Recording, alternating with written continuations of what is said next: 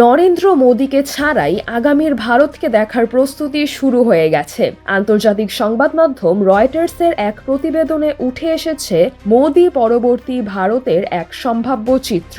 2026 সালে প্রধানমন্ত্রী হিসেবে নিজের তৃতীয় মেয়াদের অর্ধেক সময় পার করবেন নরেন্দ্র মোদী।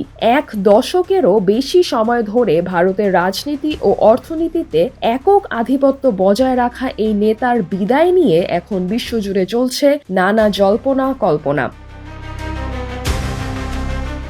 ৭৫ বছর বয়সী মোদীকে চতুর্থ মেয়াদে প্রধানমন্ত্রী হিসেবে দেখার সম্ভাবনা বেশ ক্ষীণ।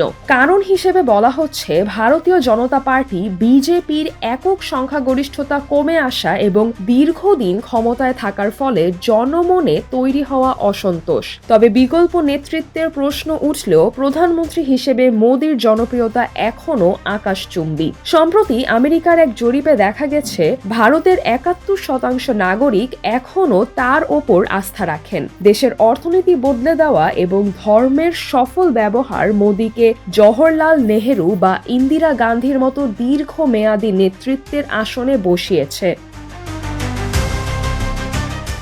মোদীর রাজনৈতিক মঞ্চ থেকে বিদায় নেওয়া ভারতের সামনে মূলত তিনটি বড় সম্ভাবনা তৈরি করবে। প্রথমত, বিজেপির অন্দর থেকেই তার উত্তরসূরি উঠে আসা, যেখানে সবচেয়ে শক্তিশালী নাম হিসেবে আলোচিত হচ্ছেন মোদীর বিশ্বস্ত সহযোগী ও স্বরাষ্ট্রমন্ত্রী অমিত শাহ। এই তালিকায় দ্বিতীয় অবস্থানে রয়েছেন মহারাষ্ট্রের মুখ্যমন্ত্রী দেবেন্দ্র ফড়নবিস।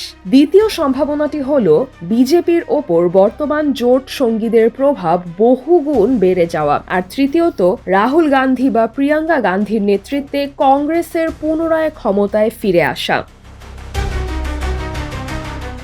2029 সালের সাধারণ নির্বাচনকে সামনে রেখে ভারতের এই সম্ভাব্য পালাবদল নিয়ে চিন্তিত অনেক বিশেষজ্ঞই। আশঙ্কা করা হচ্ছে মোদীর উত্তরসূরি বা পরবর্তী সরকার যেই গঠন করুক না কেন, তারা হয়তো মোদীর মতো এত বিশাল জনসমর্থন বা একক সিদ্ধান্ত নেওয়ার ক্ষমতা পাবেন না। একাধিক দলের জোট সরকার গঠিত হলে নীতি নির্ধারণে জটিলতা তৈরি হতে পারে, যা ভারতের শক্তিশালী অর্থনীতিতে নেতিবাচক প্রভাব ফেলার ঝুঁকি রাখে। সব মিলিয়ে মোদী পরবর্তী ভারতের নেতৃত্ব কার হতে যাবে তা নিয়ে এখন থেকেই বৈশ্বিক রাজনীতিতে শুরু হয়েছে চুলচেরা বিশ্লেষণ। সিজরাতুল আভা, দৈনিক আওয়ার বাংলাদেশ।